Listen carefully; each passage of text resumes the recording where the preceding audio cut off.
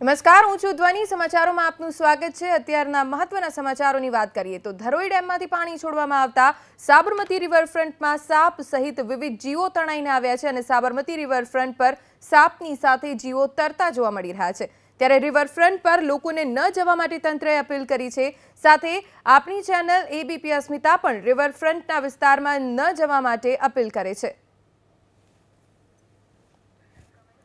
Sabarmati riverfront પર ધરોઈ ડેમના પાણી ફરી વળ્યા છે. દ્રશ્યમાં જોઈ શકાય છે કે સાપ સહિત અન્ય જળચર જીવજંતુઓ આ પાણીમાં તણાઈને આવ્યા છે અને તેના કારણે લોકોને સાબરમતી રિવરફ્રન્ટથી દૂર રહેવા માટે અપીલ કરવામાં આવી છે. સુરક્ષાના ભાગરૂપે આપણી ચેનલ એબીપી અસ્મિતા પણ લોકોને અપીલ કરી રહી છે કે રિવરફ્રન્ટની આસપાસના વિસ્તારોમાં કે જ્યાં પાણી ભરાયેલા છે અને આ પ્રકારના જળચર પ્રાણીઓ અને જીવજંતુઓ અહીંયા છે, તેના કારણે લોકો રિવરફ્રન્ટ કે જ્યાં પાણી ભરાયા છે ત્યાં ન જાય.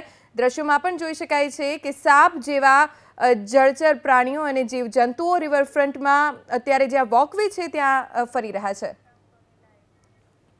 વધુ જાણકારી મેળવીએ અમારા સંવાદદાતા કુશાંગ સોની પાસેથી. કુશાંગ, અત્યારે સાબરમતી રિવરફ્રન્ટ એના વોકવે ઉપર પાણી ફરી વળ્યા છે, જળચર પ્રાણીઓ અને જીવજંતુઓ દેખાઈ રહ્યા છે. હાલની સ્થિતિ શું છે?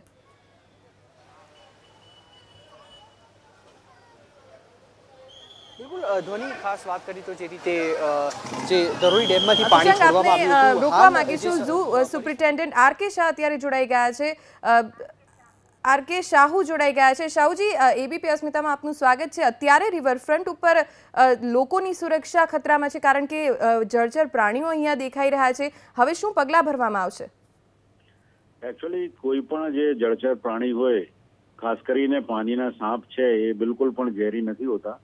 અને આ જે નદીનો વિસ્તાર છે, વાસણા એરિયામાં ગો છે અને પાણીના સાપ છે, એ બિલકુલ પણ ઝેરી નથી. પરંતુ એવો બની શકે કોઈ સમય નાગ કે કોઈ બીજા સાપ આવી જાય કે સાપ કે ગો કોઈ પણ પ્રાણી દેખાય, એ માટે ગભરાવાની જરૂર નહીં. એના માટે ફોરેસ્ટ ડિપાર્ટમેન્ટની હેલ્પલાઇન છે જેના ઉપર સીધો સંપર્ક કરી શકાય અને એ લોકો આવીને તાત્કાલિક પકડે છે. હેલ્પલાઇનનો નંબર છે 7600009845. જી.